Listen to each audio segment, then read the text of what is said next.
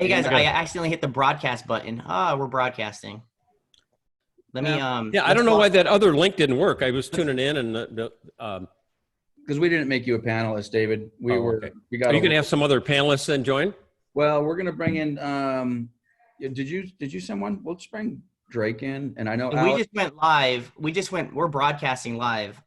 We're early. Okay. Well, nothing wrong with that. Okay, so we're gonna have to behave a little bit. That's right. So much for the pregame show. So much for working out the buzz before we push the button. Let people tune in for the pregame. What the heck? Why not? That's right. So we're live on Facebook as well? I'm going live on Facebook now, but we've got 38, 39. People are jumping on. Nice. Okay. Casey says be ourselves, so. Yeah. I don't know if you want to do that, Casey, but. Yeah, that could be a problem. So David, basically we're going to have myself and Peter and Alex is going to join us. I think Chuck Whitehead's going to join us. We'll maybe, since this is what I wanted to do in the next 5 minutes, David wanted to have maybe 1 or 2 agents just to maybe throw some questions at and do a little role play. So I don't know. Looks like Casey might be a good one. She's already on board. Okay. Yeah, I just like the role play. I like to see people like to interact. Otherwise, it's just a phone call. Yeah. Well, why don't you do that without even asking Casey? Why don't you make her a panelist and throw her on? So Casey, hopefully you've got your hair. Yeah, I think let me find her. Yeah. Casey's, oh no, there's like a million Caseys. It's Casey Lukowski, Lukowski. Yeah. Oddly hey, enough. Alex, how are you? I'm wearing my Caldwell Banker blue for you guys today. Nice. You look beautiful. It's because I've set up my video conference space. Gosh. Hey, what's up, Alex? Hey, how's it going, Peter? Good. Looks like Karen is pretty enthusiastic too. Karen Vargas. All right, so we're up on Facebook, guys. Okay. So, hey, Peter, David has a PowerPoint that he's going to share and kind of hit that up, just the normal routine. So, okay. I don't know if you want to test that now. Yeah, sure. I'll do it right now. Sure, you've got that available and ready to roll. There we go. Excellent. Looks beautiful. Excellent. Okay. All right, sweet. So, did we make Chuck a panelist? Did you make Chuck a panelist, Peter? He just texted. No, he just he's not on. Yeah, he just texted us. Sending. Yeah. Well, this is fun. Thanks for including me, you guys. I look forward to this. This is exciting. Yeah, it's fun and of course for me, it's fun to connect with those of you I haven't seen in a while. So that's also fun.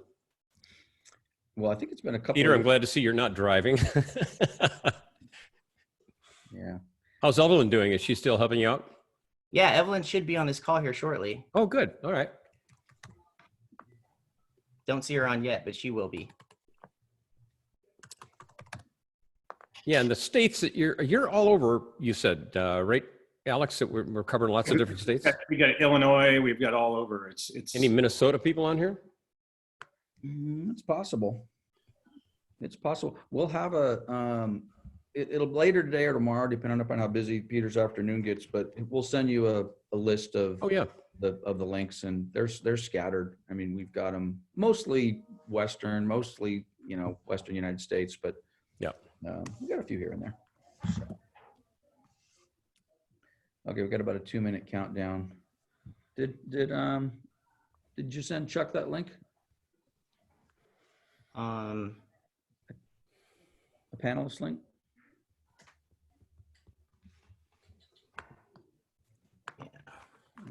Sending. Okay, cool. All right. Well, our participant number is climbing here as we get closer. So, are we ready to just hit the green light and just go at 9 o'clock sharp? Yes, sir. Yeah, absolutely. All right. And then I turned off all my alerts. Okay. Well, since we've kind of already started, but this is what just to get us going. Peter, you can say, hey, we're doing it. Throw it to me. I'm going to introduce Alex for just a second because Alex is basically who brought David to the table. David, you can introduce David, or Alex, you can introduce David, and then David, you just run with it, and then we'll go from there. Sounds good. And then obviously when we clean up the recording, we can cut all this nonsense out. And we're live, just so you know, Lance. We're live on Facebook. We're live on I know. Zoom. So But when we do the recording after the fact, we'll cut this. People like the live behind the this scenes. is the anyway. real. It's This more is the fun. real deal. Keeps it real. We're not cutting anything. This is real. Leave it all in. Leave it all in. Yeah. Gosh, do whatever you want to do. Exactly. Okay, it's 9. Let's rock and roll. So, all right, well, let me just throw it off. Okay, I'm Lance Martin, Coldwell Banker Town and Country. Peter Mendiola with Coldwell Banker West is kind of hosting our Zoom call as he's been doing for pretty much all of our Blue Ocean stuff. So I'm going to introduce Alex Horowitz with Coldwell Banker Diamond. He was kind enough to reach out to David Knox, who's on your screen. Most of you know David. He's just a rock star killer trainer and around in the business forever. So again, I want to thank Peter for hosting the Zoom. I'm going to throw it to Alex. You can do a brief introduction to David, and then we'll just get rolling. So awesome. Hi, I'm Alex Horowitz, owner of Coldwell Banker Diamond. First of all, I want a great shout out to the Blue Diamond Group, or the Blue Ocean Group. If you think about it, everything that's gone on so far has really brought us out of the rubble and put us back in our business, which is where we need to be right now. I just want to thank everybody for putting this together today. David is amazing. I met him at the International Business Conference, Coldwell Banker events, which is where actually I met Lance and many other broker owners. And David just, he's a brother from another mother. He's amazing. He is the best. He's also the real estate Steve Martin. So, I mean, he makes you relax. He makes you sign contracts. I can't tell you how many times I've been getting ready for a big listing appointment. I just put on some David Knox videos. I go out there and I sign it. It's done. So he's absolutely amazing. I followed him his whole career since 1988 that I've been in the business. And as I look forward to hearing what he has to say today, I'm turned over to you, David. Thank you so much for being here. Thank you very much, Alex. Thank you, Peter. Thank you, Lance. And thank you all for tuning in. And I think I'm compared to Steve Martin probably because my hair's so brown, right? That's probably how that is. I think I've spoken at last count 287 Coldwell Banker events over the years. And in fact, the company I used to work for ended up selling to a bunch of different companies and ended up being a Coldwell Banker company in Minneapolis, Coldwell Banker Burnett. So Ralph Burnett was one of my first mentors when I got in the real estate business. So today my goal is to get right at it and help people be productive in this environment. And that's really, I think agents are looking for permission to be productive. And I think we need to have that. And I think a lot of the themes that have come out in terms of, you guys were talking about different motivational presentations and attitude and things like that. I think we've been in this crisis for so long, the messages are kind of coalescing to like, yeah, we get it. So I'm not going to go through a lot of that, just a couple other things to establish some points. But my goal is at the end of this, that you'll be able to get prospect for listing appointments and then convert the listing appointments. And that's my goal. And we've got a new video that came out, or well, it's going to come out today, I think, on how to do a virtual listing presentation. A woman got 2 listings, sold one of them, 10,000 over asking price, has still never met the people, all done virtually. So as I start off, maybe some of the attitudes I'm picking up out there, agents are afraid to be productive. There's kind of what I call a corona correctness, if you don't mind that term, or they're afraid. And even though states might say you're essential, you can do it, they're going, yeah, but is it okay? And they have a fear of being opportunistic or appearing that way. And I think that's a legitimate fear. I get that. But I've been asking my audiences, and I wish I could see all your heads nod, but I'll ask you this question. How many of you think grocery stores are being opportunistic? And having done this now for a while, you see 300 heads going, well, no, we got to have something to eat. My little Yorkshire Terrier buddy, I ran out of food and I went, oh, for gosh sake, how am I going to feed the little guy? So I go to PetSmart Rancho Mirage. Yay, it's open. They're not being opportunistic. Now my dog's not going to die. So I think realtors need to decide that you are essential. Regardless of what the state calls you, there are people to whom you are essential.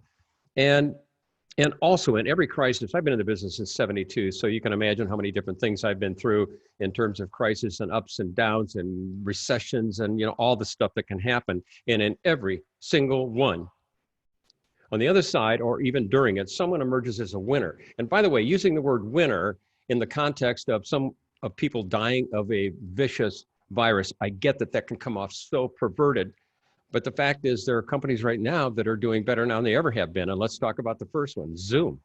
And I ask audiences, are any of you upset? Do you begrudge Zoom for making more money than they've ever made? Their stock price is as high as ever been. Anybody begrudge them of that? No, if it wasn't for Zoom, we couldn't be doing what we're doing. How about Netflix? I own Netflix stock. Glad I did. I think I bought it at 100. Now it's coming up on 500. So it's the highest stock price they've ever had, highest revenue they've ever had. Does anyone begrudge Netflix? No, because we have something to do at night. So we watch movies. Peloton just went up 60%. And I could go on and on and on of all the people who are actually doing better as a result of this. Now, certainly we're not saying it's great that this virus came along, but since it did, our choice is either to hide from it or do what we can do. And I really believe that Coldwell Banker being a prominent, successful, respected brand, you can be the Zoom, the Netflix, the Peloton of real estate. Because if you're not, somebody else is going to be. Now, having said that, I think it's important to be productive in context with your own personal safety. Please understand anything I say today. We're in different states, different countries, whatever. I had a woman say, we can show homes in our state, but my husband has COPD. And as a result of that, I'm choosing not to go out in the public and maybe bring it home to him. Those are the kinds of safety restrictions we all must be responsible for doing. But I'm also discovering two different kinds of agents, and I want to show you one. I was doing a Zoom with a company in Virginia Beach, and one of the attendees, a guy named Jeremy, posted in the chat. He says, I got shamed from a real estate agent for the idea of mailing or giving anything out during the pandemic. She was angry about the idea. I felt bad for her. So there's one group of agents. They're ducked, they're covered, they've gone fetal, they've gone into a closet, they've disappeared, they're hidden, and they don't want to come out. And by the way, they have every right to do that. Have at it if that's what makes your life feel good. But to pop out and shame other agents for being successful and productive, that's where they've crossed the line. But for those of you who wonder, there's your competition. I talked to a guy, this is sad. I was talking to a broker owner and he said, well, yesterday we sent out the announcement for the agents to pay their $126 board dues, $126. And he said, we lost 10 or 15 of them and left the company. Seriously, $126 is going to wipe you out of the real estate business? Yay, so glad you're in the business. So sadly, there's some people out there, they're gone, they've disappeared. So for those of you on the Zoom, tells me you're professional, you're reliable, you're loyal, you want to help people succeed. So do it in a responsible way. And now I'd like to share the opposite agent. And this is from an agent, a brag letter to an agent. She's with Spicer Hart in the United Kingdom. And full disclosure, they're writing about a woman named Mandy. Well, Mandy happens to be my girlfriend, fiance in the UK. So she shared, she was all happy. She said, look at this letter I got. And I want to highlight some things that make a major point today. They were writing and said, Mandy was your last person standing. She was helping us through the process. The seller feared that the process would lose momentum and die and stop. But Mandy kept us informed, et cetera. But the third paragraph, this is critical, that the house was owned by my wife's mother who, suffering from advanced dementia, had been in a nursing home since mid-December. The available funds to pay for her care have literally just run out. And had these people, had Mandy not helped this person sell their home, they were in a seriously painful situation. So what we do in this business, we do good things for our customers and clients. So please come at it from that point. Continuing on, in a crisis like this, I've been asked to say, hey, David, how do you stay sane and have inner peace? Number one, be grateful for the blessings you do have. And I've been working out this morning. I haven't written down my gratitude. So I'm just going to ask that everybody take 30 seconds and a piece of paper, whatever you like, and write down some things you are grateful for. I'm going to do mine right now.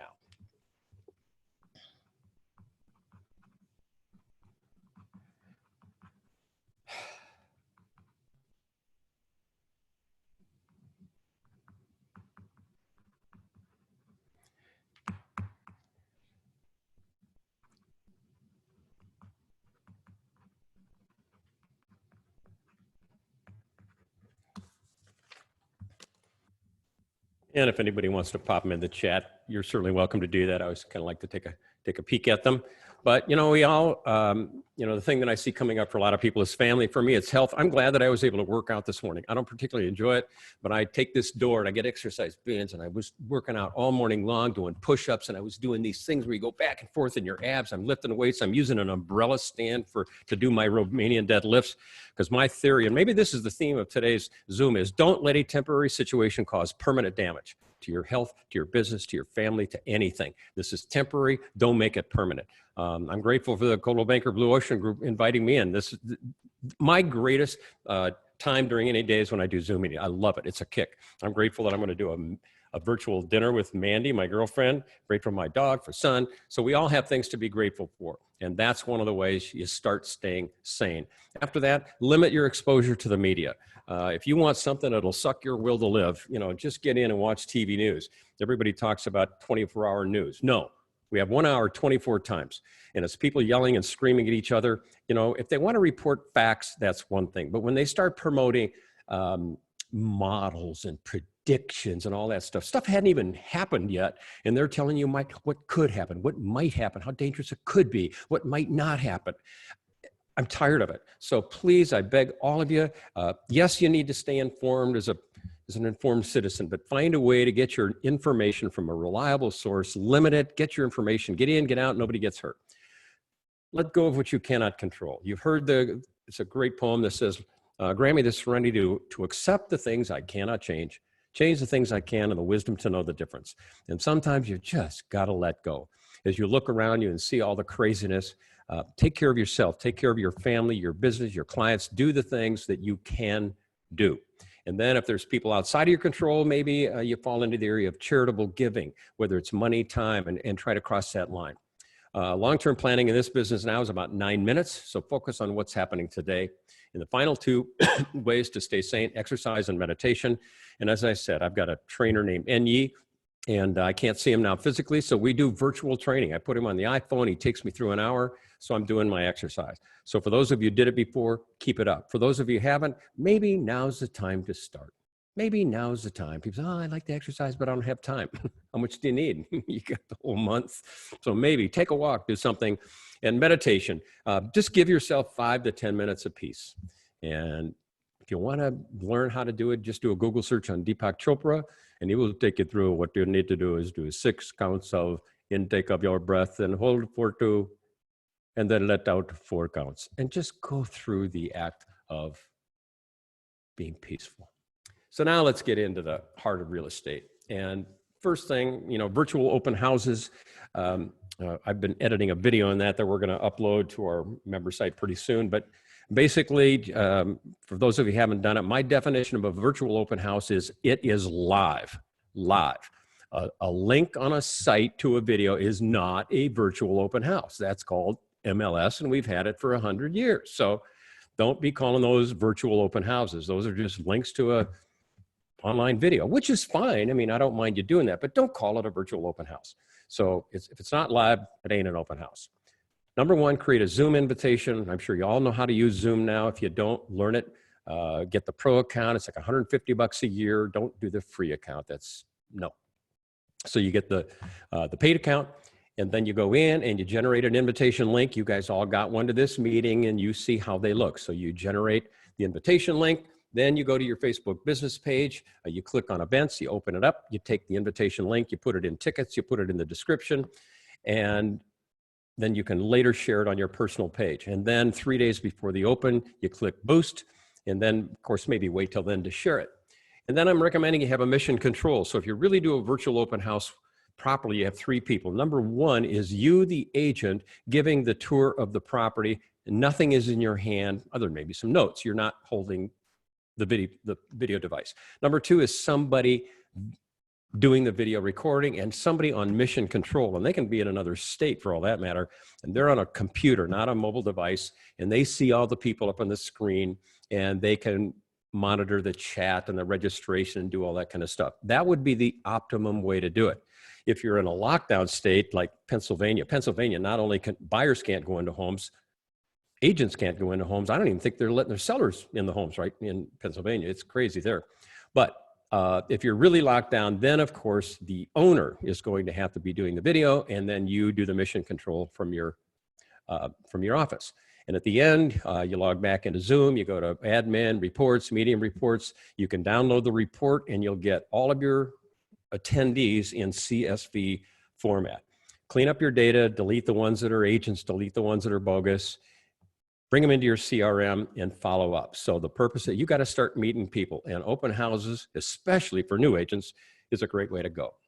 So next, sphere of influence. If there was ever a time in your life, in your career, is to call your sphere of influence, this is it. So please, they're home, they're waiting for you. And by the way, I had an email from a guy a few weeks ago, and he said, hey, David, are you going to come up with some dialogue for overcoming the COVID-19 objection? I haven't responded to him yet because I would have probably been kind of brutal on it. But the answer is no. This is not a time for dialogue. This is not a time to call up people and say, hey, it's COVID-19, but you have an opportunity to buy or sell in this. No. This is a no dialogue environment. So my suggestion is, let's call your sellers first. Call up your sellers. And the first question is, hey, you guys, I just want to check in. How are you doing? How are you feeling? What's going on? Next question is, how would you like to proceed? And if they say, well, we want to take it home off the market for a while, your answer is, okay.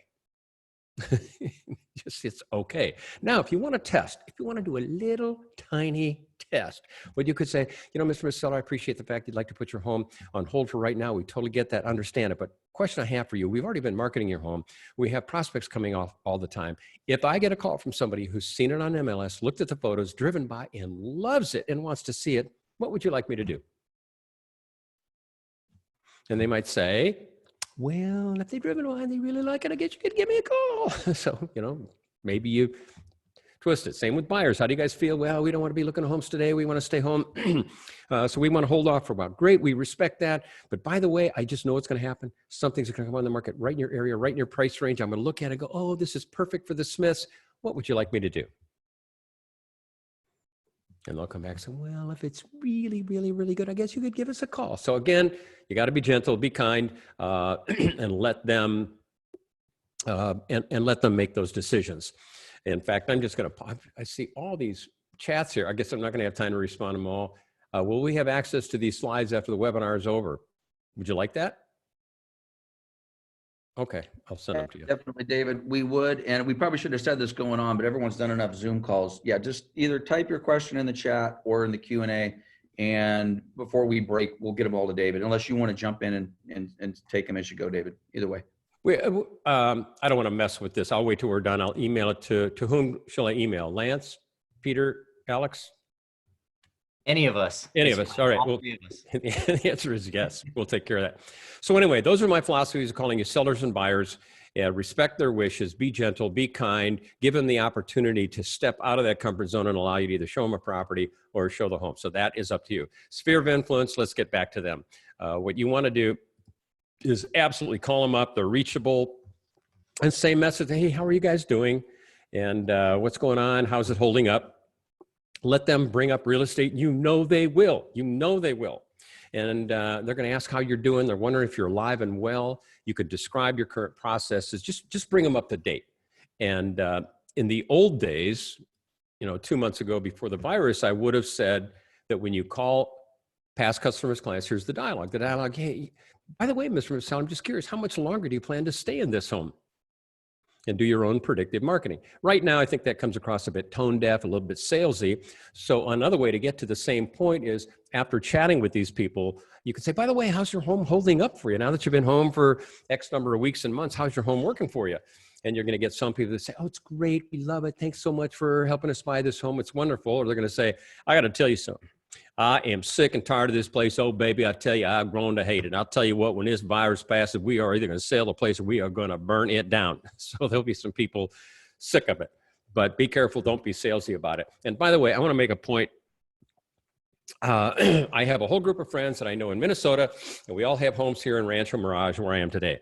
And we do our Friday afternoon happy hour Zooms. And a couple of Zooms ago, they said, hey, David, are you still in business? What's going on in real estate? Has it stopped? Is it dead? Is anything going on? I went, yeah, I'm busier than I've ever been. I said, I'm doing 14 hours days. I'm shooting video. I'm doing Zoom calls. I'm talking to agents. I'm going nuts. How are the agents doing? They're getting multiple offers, over asking price. They're getting calls, they're getting leads. I said, it's going nuts out there. And they go, really? And I said, yeah. I said, yeah, there's some people on the sidelines, 20% of them have disappeared and they want to buy later, but they're going crazy. And my friends are like amazed. So I tell you this story. Why? Because your friends are amazed too. They think you're dead. They think the real estate business is dead. They think nobody's doing nothing. And if you don't call them, they're going to assume that the news is right, that everybody's dead. So your message basically to your customers, clients, sphere of influence is the rumors of my death have been greatly exaggerated. I believe that was Mark Twain. So that's what you need to be doing. So now let's get on to for sale by owner and expires. If there was ever a time when those two groups need us, now is the time. They need us more than ever. The other agents aren't calling them because the other agents are hiding in their closet getting mad at you for being successful. So they're sure as heck aren't calling for sale by owners expires. So my philosophy of for sale by owners over the years, if you've worked with me, is don't call them and makes them mad. Don't text them because now you're on their cell phone. Don't email them because who the heck is going to start a relationship on email? That's the dumbest thing I ever see people do. I get emails from, hey, we can do SEO for your company. Seriously, dude, who are you? And then I said, knock on the door. They can't resist you when you knock on the door. However, now's probably not the time you can do that. So what do you do and replace? I think some of the old techniques are becoming new again. I had a friend of mine drop, I was out of books. And I said, Larry, I don't have anything to read. He goes, hey, I got a David Baldacci book. Really? Bring it over.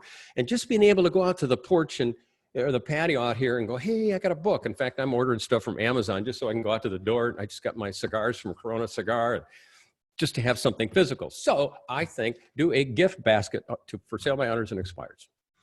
Go to Target, get your little gift bags, and in it, you put some hand sanitizer, some Clorox wipes, M&M peanut, microwave popcorn, and then put in some information about you, and then put in a letter. And the letter to a for sale by owner is, I hope you find the contents of this bag helpful in these challenging times. I see you're selling your own home, and I wanted to say to you that in a good market, selling one's own home is very challenging. So it must be really challenging right now. I just want you to know that Coldwell Banker has developed a virtual marketing plan in which we have preserved 80% of our business in this market. We're having offers over full price, and we're doing it all virtually. And if you would be interested in hearing about our virtual marketing plan, I can do a virtual presentation by Zoom. And clearly you've heard of Zoom by now. And just so you know, out of respect for your privacy, I will not be contacting you in person, nor will I call you. But you are free to call me. And then drop them off on every for sale by owner within 10 miles of where you are, or whatever your market area is. Same for expired listings. Same thing, gift bag, your letter's a little bit different. The letter would probably say something like, I see that you're listing at 2516 Randolph expired. Having a listing expire in a normal market is always a challenge, but in this one, especially even more so. However, we at Coldwell Banker have a virtual marketing plan where we have found listings that have expired. We are able to relist them and have them sold through our virtual marketing plan. Mr. and Mrs. Seller, there are only 3 reasons why listings expire in this or any market. If you'd be interested in having me do a virtual consultation and help you decide which of the 3 it is, please give me a call. Out of respect to you, I won't be calling you or knocking on your door, but I would be happy to help you with that. And put that out. And then a few days later, follow it up with a handwritten note. People are so virtual today that physical becomes your difference. Physical packages, physical letters, even, I don't know where you guys do your postcard mailings, but I'd start doing tons of those. Careful with your message. I got some broadcast email from one a little while ago. Beautiful, but it said, April showers bring May flowers. Oh, it's going to be a lovely time to buy and sell. Right after they announced the death rate in the United States, and went, I know that campaign was set up 6 months ago. I don't fault her for it, but we need to take a look at our messages on our campaigns. So for sale by owners, that's how I'd work them. And then once they call you, then we're back to business. And then just go through your virtual selling plan. And that's where I'm going to take you next. I'm sure by now you all have virtual sales plans. And that's one of the things. The slides in my PowerPoint goes out of date. Every day I have to delete a slide because I go, yep, we got that, done that, been there, done that. Okay, good. Then I can delete that slide. But having a virtual sales plan, you've got to create a flyer that shows all the steps. And by the way, we have been virtual for years. Our showings are the things that are challenging. Inspections, appraisals, those are the things that have been challenging. This is a guy, Mike Parker. We feature him in our online training. He emailed this to the other day and said, feel free to share it, but this is the flyer I'm giving to my clients saying that we can do virtual consultations, valuations, signatures, marketing, et cetera. So let your customers and clients know that we're doing business as unusual, or whatever term you'd like to use, that we can still do everything, but we're just doing it virtually. Speaking of virtually, I'm not going to drag you through the entire, I've got a whole 15-minute video on how to set up a video conference space, framing, audio, lighting. And by the way, as I'll just give you like a 1-minute commercial, we have a lot of Coldwell Banker companies that subscribe to our online training. And if you are interested in doing that, you can go to davidknox.com. You can do a free trial and check it out. But we have a whole new subjects menu called, oh, hey, we got a new video, yay. Oh, good, this just came up. In our today's market, the latest video that went up literally 5 minutes ago, because it wasn't up when I started this, called the virtual listing presentation. And this woman, Vicki Westifer from Colorado Springs, Colorado, I haven't even seen this video, you guys. I edited it, but I haven't seen it yet. But we take her through the entire listing process. She tells me how she got the listing. We actually have the entire video of the listing presentation, and you will see, I guess I can't find it in the video, but you'll see her entire listing presentation, her pre-listing package, which is virtual. And so if you're interested in subscribing, you can go to davidknox.com. You could do a free trial, and I think it lets you watch 5 of these. Hey, and, David, it's Lance. Hey, I'm going to throw you a softball here real quick. Okay. How important is video for our agents to be engaging in video and marketing themselves in that manner? So I know it's right up your alley. You've been preaching it for years. So take that and run with it. Well, absolutely. Video is critical. And if you go to our today's market curriculum, we have our video, our set up a Zoom video conference. This is where I am right now.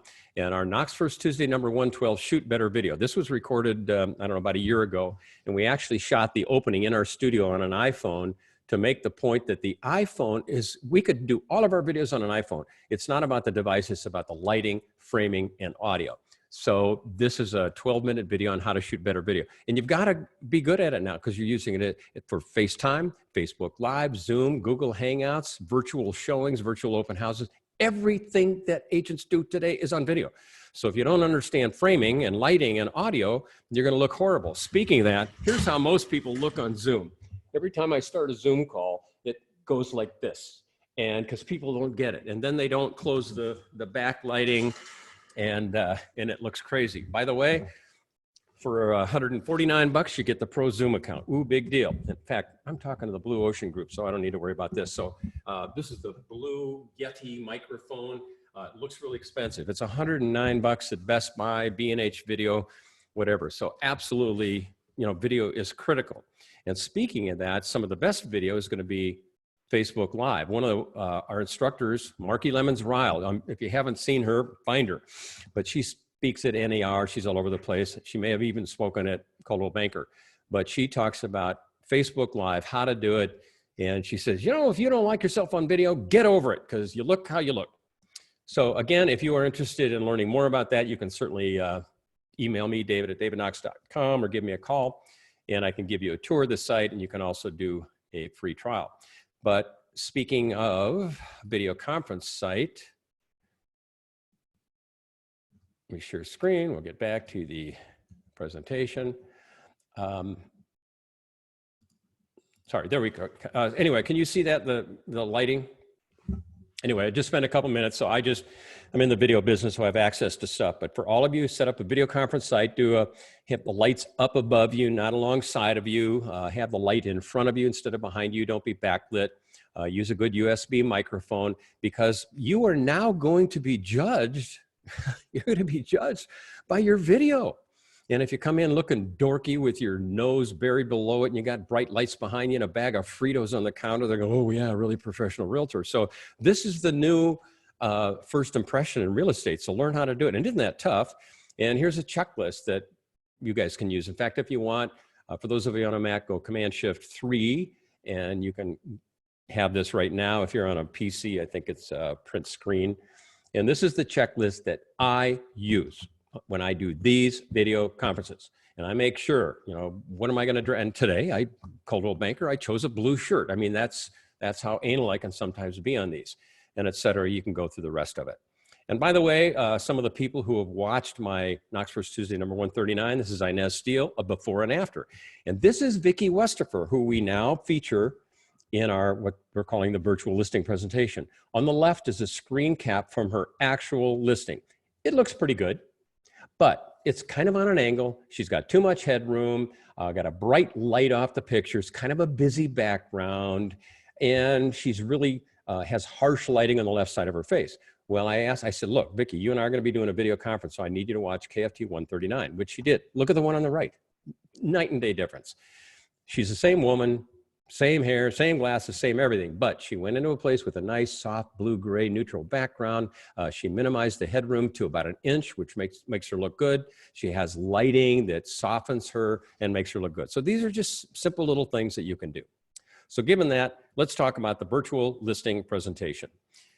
And I'm going to take you through the steps that she went through. Number one, any of you right now who have a potential seller, when this Zoom is done, get on the phone, call them up. And your question is, hey, are you guys still interested in moving? And if they are, then let's talk about how to do it. And then you can say, Mr. Miss Seller, have you heard of Zoom? Oh my gosh, who hasn't heard of Zoom? Well, I'll tell you what is one of the greatest tools for helping us work together. And I'd like to tell you about it. And I'd like to set up a Zoom meeting with you. What would be a good time? And you set it up for 4 o'clock today, and you go into the Zoom, and you set up the account, and you send them the invitation. I don't recommend you require a password, because I'll tell you what, for people who haven't used Zoom, gives them a brain cramp. They don't know what to do with it. I'm not worried about people crashing a Zoom. Don't worry about that. That was a big deal a while ago. Next, you got a listing. Now you do everything that you've been doing before. You do your pre-listing research, whatever that is, previous listings. If it's sold before, listed before, do all your Google searches, your street views, whatever, and obviously drive by it if it's legal to drive in your state. And then you want to do a seller counseling interview. And that is the most important part of all listing presentations on the planet Earth. Too many agents focus on what they're going to say, when in fact, it's what you listen that is most important. Then you do listing, pricing, and electronic documents. So this is a screen cap of her actual listing presentation. The Greg Urban and his wife, on one screen, she's on the other, and she did a whole 34-minute interview with them. In fact, we have the whole interview unedited that we're posting as well. And then the next thing they did was a home tour. And, Vicki's in her same place on the sofa. And Mr. Seller takes the laptop and walks it around the house. And Mrs. Seller points it out. And they do a full tour. And by the way, she records the listing presentation and she records the tour. So now she doesn't have to write notes, because she knows she's already got the answers. And she went on to say that it is so much more relaxed because they're both on their home turf. And it was absolutely beautiful. So pre-listing packages to set yourself apart, or pre-listing activities. I have been saying for years to do a physical pre-listing package, but I have so many agents now that I want to be cool. I want to show how digital I am. Yeah, fine. When was the last time somebody framed a digital birthday card? Do a physical pre-listing package. I promise you, you'll be the only agent that does it, because I know in my, last 20, 30, 40 seminars I've done, I ask the audiences, how many of you do a pre-listing package? About 2 hands go up and go, I quit teaching that a decade ago, thinking, that was one of those slides I took out of my PowerPoint. Well, now I'm putting it back in, especially now. So she sends a physical pre-listing package on every single listing. It's a gift bag, whatever you choose to put in it. She takes it to the front steps. She texts them, say, by the way, the gift bag is at your front steps, and then they can take it out and they can go through it. So please do that. But also have a digital one, have a digital pre-listing, everything else. After that, everything she did was digital. Her pricing was digital. Her listing presentation was digital, links in an email. But she starts off and gives something physical. So I'm looking over here. Let me just, this is a good time to take a breath and just see if there is anything you guys want to interject. There is a question. Let me help you out with that, David. It looks like you're hunting around for it. Mary Conover got a question, which is so funny because I struggle with this all the time. What do you think about uploading a background in Zoom? Have a picture, a beach, a pier. I normally use one like Alex has on right now. That's a Zoom background, right, Alex? Yours? Okay, but I find myself, my head gets washed out. So I don't know, I struggle with that. So what are your thoughts on Don't do it. Remember when the first computers came out and people got on their first word processing program and they found there was 38 different fonts and they'd write you a letter in Helvetica, Capri, Caslon, Bodoni. Look at all the fonts I can use. And it's like, forget, you can tell somebody new in a video editing program. They do box slides, wipes, all this kind of stuff. They put stupid music in. No. Video, cut. Just a cut. Background, no. Virtual backgrounds.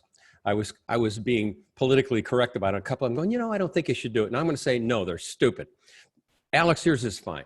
And the time to use a virtual background is if you got nothing else. But Peter, it looks, this is good. He's got the Coldwell Banker logo in it. You can tell you're a sports guy. You can see the bookshelves. I think that's a fine background. Lance, same with you. You got the Coldwell. So I think real background. So I don't like virtual. I think people want reality. They want authenticity. And I think a virtual background, there's something like, what's going on there? So that's just my, thanks for asking that. Any other questions? I love Q&A. Okay, any other question? Anything you guys? What I want to do next is one of the more important parts of this Zoom, trying to be interactive, and it's always a challenge to do it, but I want to role play, a live role play, and I can only do it with one of the three of you. Are you guys, who's up for it? Here's what I'm looking for. I'm looking for somebody who sold their own home, sold your own home recently. And recent could be 1 year, 2 years, 3 years. Recently enough where you remember the moment where you were putting on the market and why you were doing it. Yeah, I've got it. Alex? Yes. Okay, Alex, the situation is we're doing a listing presentation. I've shown up. Whether it's physical or virtual, doesn't matter. The techniques are the same. And by the way, the techniques of listing are the absolute same now than they were before. It's just virtual and you have to add some tech skills to it. So I've come into your home. I've accepted a cup of coffee. We have, a good rapport. And I say, Alex, thank you very much for inviting me to your home and considering me to market your property. And my philosophy, kind of like, I guess with the doctor, I believe I should diagnose before I prescribe. So Alex, what I'd like to do is just have you tell me about your situation. And by the way, I want you to go your absolute specific situation on the moment you were getting ready to list your home. So if you just need a minute to just think like, I've got it. Okay, good. So Alex, so let me begin. Tell me a little bit about what's going on with you. David, I built this house. It's drop dead gorgeous, put about $500,000 into it. I just, everything I did was just top drawer. When the whole thing was done, the neighbor next door is just the neighbor from hell. And just every time we have family over, I had my 90-year-old grandparents park in front of his house. They were harassing them. His kid it turns out he's a felon. He shaved his head. He just abuses his dog. I hear cries from next door. I've called the police on him. And, at the end of the day, I just had a baby boy. Someone's going to jail. It's either him or me. I don't know how, or, it could even get worse from that. And I'm just beside myself because I've got so much money in this thing. I love this house. I love the neighborhood, but I cannot live next. And I get along with anybody, David. So I'm just beside myself. And as you can see, this place is drop dead gorgeous. I mean, just the backyard's $500,000. Yep. Alex, I'm sorry to hear the challenges you're facing. Having gone through, how does it feel to be dealing with this? It's stressful. Every day I turn the corner, I see his white truck parked in front of my house, but yet my grandparents try to park in front of his house. He's screaming at me. He's got the logo in the back of he's NAR Gun Association, blah, blah, blah. It's just, I hear screams over there. I'm done. I am just so done, but I've got so much in this house, David. I'm dying here. Yep. I hear you, Alex. Well, I'm sorry to hear the challenges you're facing. How long have you been in this house now? I bought it about 4 years ago, and I just thought that every day is going to get better. I tried to work with him. I even hired him as a concrete contractor to do my concrete. I've really just tried, but I just can't do it anymore. Okay. Well, those are some serious challenges. So I think my next question, I may already know the answer, but I'd like to hear yours, and that is, how soon would you like to have it sold? I'd like to have it sold now. Yeah, like right now. And if it didn't sell for some reason, I've considered renting it out to 27 different families just to totally screw with this guy, but I know it's going to destroy my beautiful home. Yeah. You Okay. know, I don't know what to do. Well, Alex, first of all, thanks for sharing this. And by the way, in a real seller counseling interview, if we had more time, I'd ask more questions, but I don't want to go through that right now. So here's what I'm going to do as a summary. And Alex, first of all, thanks for sharing your situation. I can feel the pain that it has. From what I hear, you bought this home 4 years ago. And at the time, you were just excited about it, and you decided to put a lot of money into it, and you have put a lot of money, $500,000 into the place. You've made it beautiful. You've made your home. You fell in love with it, and you had this wonderful joy. And then all of a sudden, you got the neighbor from hell. You got somebody in there, no matter what you do, the guy's harassing, he's annoying, he's screamed, he's a felon, and absolute horror next door.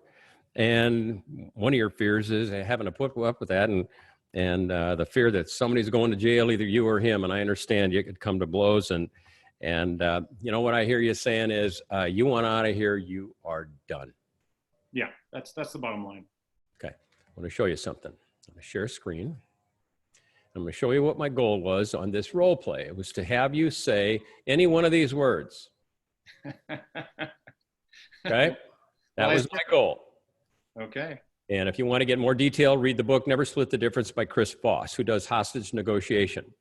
And one of the ways before he can ever proceed with his, quote, listing presentation, and for Chris Voss, it's getting him to release somebody's son who they're going to kill if they go $50 million. Then he says the first step of any presentation like this is you have to let the other person know that you understand their position.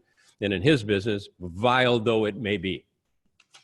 But too many agents run into a listing presentation when they need to do a listening presentation.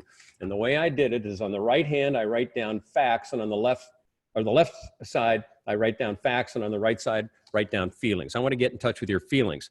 And in fact, I couldn't read my own writing, but the other thing I should have said to you is, by the way, I hear it's really a stressful time for you. I couldn't read my own writing.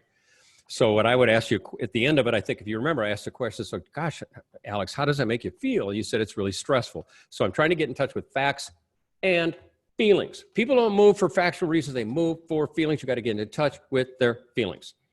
So Alex, this was a real role play. You were doing your real deal. So how did you feel about my summary to you? I felt comfortable working with you, and I connected with you. So at that point, it was really just going to be price and commission. But I really felt like we had some sort of love connection. Okay. Well, the point I'm trying to make to realtors today, this is when you win the listing, not when you open up your book and you go through 27 8x10 color glasses photos of circles, arrows in the back of each one to show how much they don't care. And Steve Covey, they don't care how much you know until they know how much you care. Peter, I see you raise a hand. So along those lines, I think a lot of agents have a problem with conversation and articulating their value. And I guess, how does that change when agents have technological challenges of doing Zoom or even phobias of it? Well, the answer to that is the way to get over the technologically, can't even say the word, the way to get over those fears would be to role play with somebody else. Open up a Zoom account and role play. Do not ever in the history of your life, do not make your first Zoom interaction to real people, the real buyers and sellers. You practice on husbands, wives, children. In fact, the best person to practice on is really another agent, because the other agent understands the concept. They say, we don't like your background. You got too much headroom. You got a bright light behind you. I wouldn't ask me that question. And then role play it, and then reverse and role play and go back and forth. And after that, you just got to get over it. Just, it's either get over it or get over the real estate business. Sadly, those are the choices we have. And Zoom's not that tough. It really isn't. If you've done FaceTime with a boyfriend, girlfriend, husband, wife, kids, you know how to do it. But the skills are critical, and that is to ask the questions. So, Alex, I haven't even given you my value proposition for Coldwell Banker. And on a 10 scale of how close are you to already wanting to list with me? And I don't mean that to be leading, but David, you had me at hello. You had me at hello. You had me at, and that's the first step of a listing presentation, is to do that. After that, it almost doesn't matter what you do, because if I really listen, okay, so let's go on to the value proposition. I have tons of things I can present from Coldwell Banker. Tons of them, lots of them, more than I can even remember on a listing presentation. But every feature benefit statement ends with, and this will free you from that neighbor from hell. And I don't want to be, pedantic about it, but, when you maybe a price objection or a commission objection, say, we're 1% apart on commission. We're talking, we're talking $10,000 or whatever that number is. And I realize it's a big number, but Alex, if you had a choice between saving 10 grand or commission or spending another week with this guy, what would you do? I'd burn the cash. Yeah. For 10 grand, you get rid of the guy. So let's get your home on the market and let's get it sold. Same with pricing. You told us worth $1 million or whatever the number. You told us worth $1 million. Could we try it at $1.5 million? My answer would be sure. I mean, you're welcome to do that. But the byproduct is a market like this, when they're selling for $950 to $990, you're going to be on a while. And I guess the question I ask you is, how's that going to work for you, waiting to have this thing sold? And by the way, the higher price, the longer it's on the market, and the longer he can start harassing people come into the front door of your house. So what do you think is a good thing to do here? I think just put it at market. Yeah. So again, once you know people's motivations, you can sell to it. You can present to it. Now be careful. It can come across as manipulative if you're too much into that, but still the need, NFB, need, feature, benefit. And by the way, I'm going to share screen again, and I'm going to go back to here. One of the things we put in our site, we've got some downloads, and we've got pre-listing questions with checklist. And these are questions that you should be, asking on every listing presentation about your current home, reason, motivation, implication. And by the way, an implication question, I did that to use, I don't know if you noticed that, Alex, but I want to get you in touch with the pain even more than you're in touch with it. And the way I did that was to say, by the way, what would happen if your home didn't sell? And, that's a horrible thought. So I want to get you in touch with the horror of staying there. But I'm going to show you two questions I got from Vicki that I've added to this. They're simple, but they are powerful. In the motivation area, Vicki asked this question: what is your biggest fear about selling your home? What a beautiful question. It gets to and I wanted to practice that on you, Alex, and I forgot to do it, which reminds me, even though I wrote this question, I should have had it printed out in front of me. I think I got to your fear. However, I didn't really need to ask that specific question. But had we done a longer role play, what I probably would have done is gone to expectations of the agent, and I would have said, Alex, what is your biggest fear about selecting a real estate agent? In fact, let's just do that just for fun. We're getting kind of down to the time, but so Alex, I appreciate you're considering hiring a real estate agent today. What's your biggest fear about selecting a real estate agent, Alex?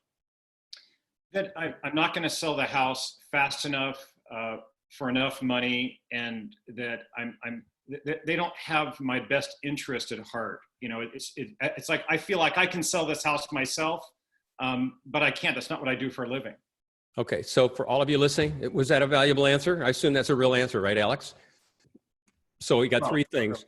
So you mentioned the three things, and what I would probably come back to later said, Alex, you mentioned two things that somehow are sometime are in conflict. Number one, you want to sell your home fast, then you want to sell it for the most money. And if you put that on a graph, they sometimes counter each other. So you can get more money, but it takes more time, or you can sell it quickly, but a little bit lower money. And that is a trade-off that all sellers make, given that where are you likely to lean? And your first answer may be, I want both. And I go, well, all sellers want both. But if you had to pick one, what would it be? It would be to get out. No, to just get out. Is it worth 10 grand? So again, I hope everybody really picks up. It's a simple exercise, but it's powerful when you get to people's dominant motivation. And by the way, for those managers, owners, brokers on this call, develop a similar list of questions when you're recruiting. The same thing, the biggest mistake managers make in recruiting is, hey, let me tell you about Coldwell Banker. We're one of the finest companies in history. Isn't that amazing? Let me tell you about it. And we are a respected brand with real legit. And it's like, hey, dude, you don't even know if you want the guy. The guy couldn't sell mittens in a blizzard and you're off telling him how great you are. No. Sit down and ask, what are you looking for? What's your biggest fear about getting in the real estate business? That's a question I would create. What's your biggest fear about selecting a real estate broker? That's how I would take those two questions and apply it to those of you broker owner managers. And they might say, my biggest fear is we're not going to get trained. Well, let me tell you about that. My biggest fear is we're not going to get any prospects. Or my biggest fear is what kind of company car am I going to get? And then you can say, hey, dude, we have no need for your services. So thanks for checking in. I'm paying attention to the clock here, by the way. I'm going to take you back to this. So Again, there's the two. By the way, if you want to do a screenshot of that, those are the two questions I asked. Let me back up 1 second. Sorry. I feel like Talladega Nights. I'm all jacked up on Mountain Dew. So when you do your listening presentation, I like to draw a line down the middle, facts on one side, feelings on the other. And at the end, you summarize. And if you do it properly, they go, yes, that's right, correct, or something like that. And by the way, if they want to correct a few things that you said, that's okay. You didn't fail. You did it properly, because they say, well, but we want to change this, or this is different. So the emotional questions, what's your biggest fear about selling? Selecting a realtor. By the way, if you do want to encourage sellers if you do want a little bit of dialogue on how to get sellers to consider selling now, talk about the fact that it's low inventory and it's actually getting lower because sellers are holding off. And because of that, you're going to be in a unique position with high demand. So now's the time to consider it. And then they'll say, yeah, but don't I have that same situation when I go to buy? Yes, you do. So the good news is you get more for your home when you sell, but you pay for it because when you buy, you're going to pay a little bit more, but the interest rates are lower, so you'll offset it with interest. What if we can't find a place to buy? Well, then you take them through the process of delaying the closing date, renting back, maybe living in temporary housing for a while, but that gets into some other stuff. The listing presentation. Now, when we get into the actual presentation, if I've listened to your needs and your motivation, and I understand my seller, Alex, then I can go through the 8 major steps of how real estate is sold on the planet Earth. In our video production, I videotape realtors on listing presentations, and I find them so haphazard, disorganized, non-sequential that I can't even edit the stupid things. Thankfully, Vicki was amazing at that. Not only was she good at Zoom, she was just an amazing agent. But if you were to create a listing presentation book that contains everything you already do now, you don't have to change anything. You just take all your stuff, take everything that you say in a listing presentation, maybe put it on 3x5 cards or however you want to organize it, and divide it into an 8-tabbed 3-ring binder. And the first section is marketing management. It's kind of like the general contractor to building the home, marketing manager. You are the person that manages the listing and the selling and the signs and the key boxes and the marketing and showing and all the stuff that goes on. You're the general sales contractor, I guess to use that term, and explain that that is a huge job that realtors provide.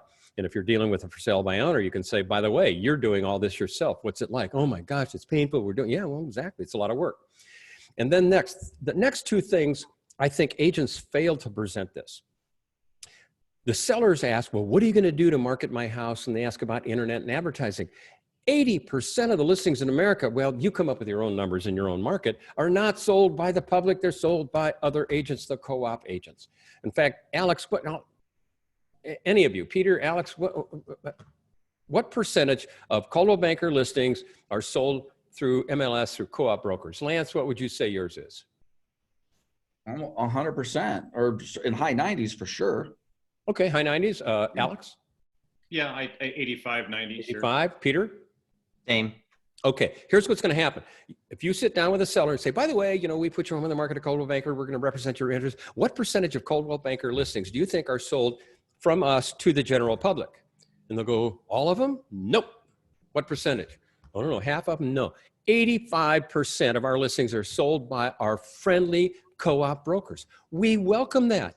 We welcome that. So when you ask realtors what we do to market to the public, you're asking the wrong question, because there's only about a 5% chance that our internet and all that stuff's going to sell. It's our other friendly competitive brokers that bring us the buyer. We welcome it. We encourage it. We're members of the multiple listing service. We pay high commission splits to invite them to do it. We do good sales helps. We do good photos. And if they want to present an offer on my listing, I let them come and present directly to you.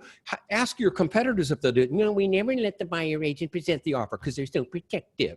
Those are the kind of agents to deal with. We welcome the other agents. I love them. I have a broker open house. I've got friends at all these other companies. They're great, competent agents. I call them as, hey, Betty, we got a brand new listing. I want you to be the first to know. So that's how your home is going to sell. That's how we promote it.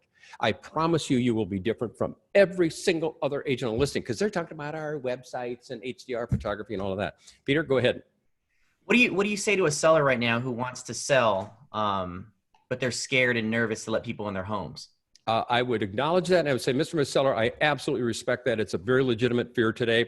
And if you're in a, if you consider yourself in a high-risk group or not, the thought of having someone bring into your home something that will affect your health, Mr. and Ms. Seller, we absolutely respect that.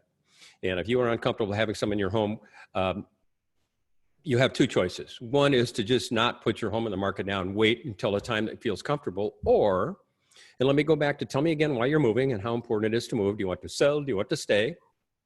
And they say, we got to get out of here. We hate this place. We want to go to Florida. My daughter had a baby, and I always promised if she made me a grandmother, we want to move to Florida and be with her. Great. So it sounds like you really want to go. Then it sounds like you want to move, but you don't want anybody in your home. Let me tell you about the Coldwell Banker virtual marketing plan, where we can put your home in the market, sell it, close it, show it, do everything, and nobody ever enters your home. In fact, you don't even have to enter it.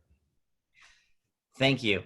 Another question that I see in the chat is, we talk about agents getting accustomed to Zoom and doing things virtually. What do you do when you're dealing with people who aren't that advanced on the other side? I'm sorry to answer this in a way that's going to appear to be a commercial, but I don't know. No, do it. The question that was asked in the chat. Our quick tip 59, all of our videos have support materials, and this one has a Zoom tutorial for clients. So if you just take a screenshot of this, make your own if you want. Now, we have one in Word that's editable, but this is one I put together for our members. So they can download it. I have one in Word where they can put in their own logo, and you can see the top sentence. Your real estate professional will host a virtual Zoom meeting, et cetera. It's simple to do, et cetera. Here's how to do it. Then it shows them the invitation, the little pop-up, command, comma, preferences, join the meeting, equipment, audio, video. So that's the answer. You now have to train your buyers and sellers how to use Zoom. Excellent. And for all of you listening, my answer on how to do that, if you're on this Zoom call, it's axiomatic. You figured out how to do it, and you remember the learning curve. Where's the share screen? Where's the chat? Where's it? And if you want, you can do a screenshot of this Zoom if you want, and or any Zoom, and put that in a little flyer to your sellers. Say, by the way, here's how Zoom looks, and here's how to use it. It's really easy learning curves. And I remember it was 2018 when I did a seminar for Spicer Heart in the UK, and I'd been using Skype, which I hate. I'd never use Skype again ever. And they wanted to use Zoom, never heard of it. And I remember I got on Zoom with them, and I was like a kid in kindergarten tripping over my own lunchbox for about 20 minutes. And then, finally I figured it out. And there's, and by the way, in that flyer, there's Zoom tutorial links. But good question. Thanks, Peter. Anyone want to keep going with questions? David, can you give so I want to sell my house. I've got 3 grandkids that are over in Florida that I want to get to, and just some of the objections where you just keep hammering it home about the grandkids, because I really want a ton of money for my house and I don't want to pay a lot of commission.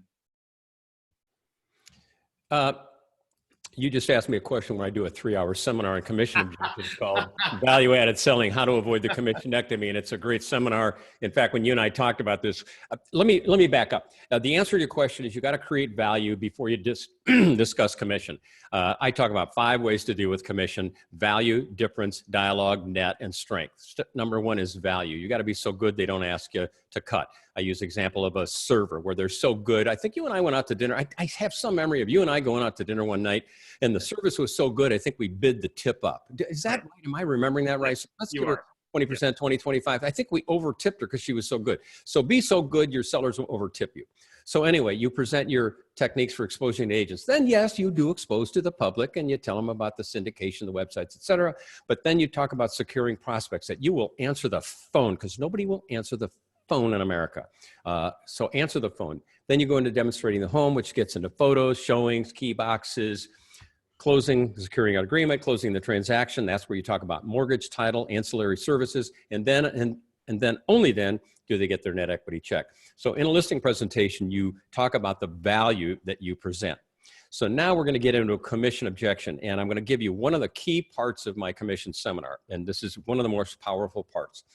If you get a commission objection, you're X and they're X minus 1 or 2 or whatever those numbers are, you don't have to sell the whole thing. You don't have to sell your own commission. You only have to identify difference. This is your commission. This is your competitors. They've already agreed to pay the bar on the right. You don't have to sell them on that much. They already agreed to it. So you only have to sell the difference. So maybe it's 1%, it's a $500,000 home. So we're talking $5,000. Now quantify $5,000. Are you worth 5,000 more? Well, this is where part of your listing presentation has to be. On the left is that little tiny 1% difference. And on the right are all the benefits I bring. Sale to list ratio that I get 98.4, they get 97.2. Days on market, expiration rates, per person productivity. And by the way, Alex, from what you're telling me about the Blue Ocean Group, one of the greatest things that you all can sell that nobody else can is per person productivity. You can kill your competitors on that. And you can say to the owner, hey, if you went to get LASIK surgery, what would have been one of the early questions you'd ask the surgeon?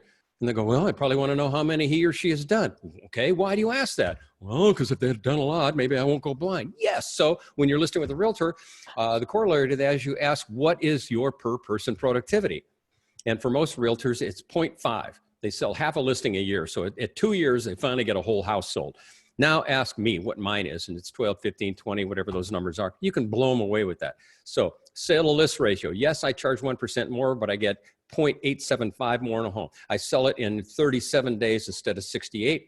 I sell 95% of my homes instead of the other companies sell only 62 with their expiration, my per person productivity, et cetera. And you just beat them over the head.